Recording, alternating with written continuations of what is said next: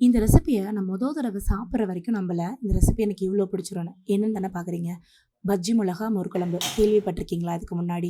நான் first try பண்ணும்போதே எனக்கு ரொம்ப பிடிச்சிருச்சு. ஒரு 3 பஜ்ஜி மிளகாவ இந்த மாரி நச்சு எடுத்துட்டு, எண்ணெய் சூடானதுக்கப்புறம் அதில போட்டு லைட்டா வதக்கி, பச்சை மிளகா, சீரகம், பூண்டு அதையும் நல்லா நச்சு, அதையும் நம்ம மிளகாவோட சேர்த்து போட்டு நல்லா வதக்கிட்டு, அடுத்து தயிர் நான் காமிச்சிருக்க இன்கிரீடியன்ட் எல்லாம் ஒண்ணா சேர்த்து, நல்லா கட்டி இல்லாம கலந்து எடுத்துக்கலாம்.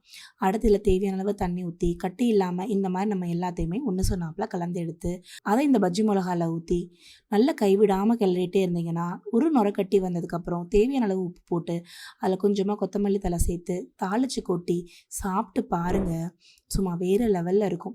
தயிரே பிடிக்காதுன்னு சொல்றவங்க கூட இந்த மோர் குழம்ப ஊத்தி ஊத்தி சாப்பிடுவாங்க. அவ்ளோ டேஸ்ட்டா இருக்கும். இந்த மாரி மோர் குழம்பு பஜ்ஜி மிளகா போட்டு இதுக்கு முன்னாடி செஞ்சிருக்கீங்களா? அப்படின்றத எனக்கு கமெண்ட் செக்ஷன்ல மறக்காம சொல்லுங்க. ட்ரை பண்ணதே இல்லன்னா, டக்குன்னு ட்ரை பண்ணிட்டு எப்படி இருக்குன்றதையும் கமெண்ட் செக்ஷன்ல சொல்லுங்க. உங்க ஃப்ரெண்ட்ஸ் அண்ட் ஃபேமிலிஸோட மறக்காம ஷேர் பண்ணி, இந்த மாரி யூனிக்கான ரெசிபீஸ்க்கு நம்ம ஜாக்ஸ் கிச்சனை ஃபாலோ பண்ணிக்கோங்க. பாய்.